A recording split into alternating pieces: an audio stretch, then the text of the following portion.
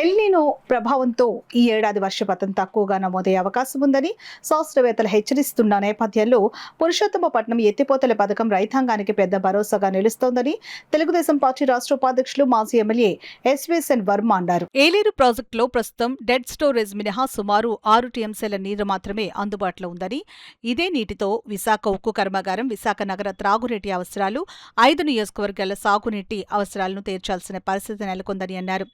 ఏలేరు గోదావరి జలాల కలయికతో పంటల దిగుబడి గణనీయంగా పెరిగిందని, రైతులకు ఇది ఎంతో లాభదాయకంగా మారిందని అన్నారు. రైతులు నీటి యాజమాన్యంపై అవగాహనతో అవసరమైన మేరకే నీటిని వినియోగించి వృధాను నివారించాలని ఆయన ఈ సందర్భంగా సూచించారు.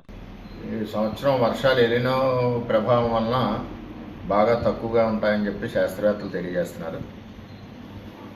మన ఏలేరు ప్రాజెక్టులో డెడ్ స్టోరేజ్ పోగా దగ్గర 5.5-6 మధ్యన టీఎంసీ ఉంది. ఇటు స్టీల్ ప్లాంట్కి కానీ అటు కానీ వెళ్ళవలసింది కూడా ఉంది. ఫస్ట్ క్రాప్కి ఇబ్బంది లేకుండా ఉంటుంది.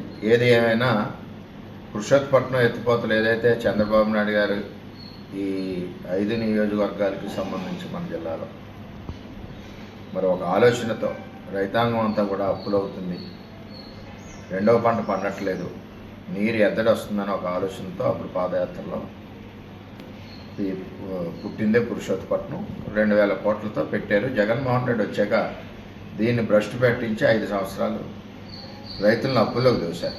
మళ్ళీ తెలుగుదేశం ప్రభుత్వం వచ్చాక స్టార్ట్ అయ్యింది. అదేవిధంగా గోదావరికి ఇప్పుడు వరద వస్తుంది కాబట్టి త్వరలోనే ఈ పంపులు కూడా స్టార్ట్ అవుతాయి. మరి దీని సపోర్ట్ ఏలేరుకి వచ్చి ఏలేరు ప్రాజెక్టు నింపుకోవడానికి అవకాశం ఉంటుంది, పంటలకు కూడా ఇబ్బంది లేకుండా ఉంటుందండి.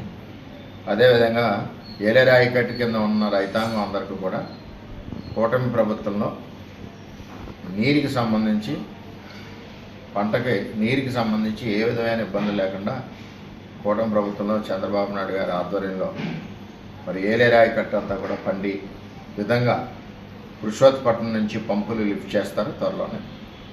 అది సపోర్ట్తో ప్రాజెక్టు నింపుకోవడానికి 2 పంటలు కూడా సస్యశ్యామలంగా పండించుకోవడానికి అవకాశం ఉందని చెప్పి నేను తెలియజేస్తున్నాను.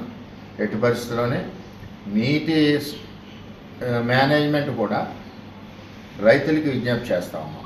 పొదుపుగా వాడుకోవాలి. పొదుపు అంటే పంటలు పాడు చేసుకునే విధంగా కాదు, ఉపయోగం లేకుండా నీరుని బయటకు వదిలేసుకోవడం, ఈ విధంగా చేయకుండా అవసరం లేకపోయినా మనం వడ్లేసి కట్టుకోవడం, ఈ విధానం కాకుండా ఉన్న నీరుని మనం స్టోరేజ్ చేసుకుంటూ కావలసినంత నీరు తీసుకుని మంచి పంటలు పండించుకోవాలి, 2 పంటలు అని చెప్పి నేను రైతులందరికీ తెలియజేస్తూ, ఏది ఏమైనా ముఖ్యమంత్రి గారు మెట్ట ప్రాంత రైతాంగం గురించి ఈ పురుషోత్తపట్నాన్ని ఇవ్వడం మనందరి అదృష్టం.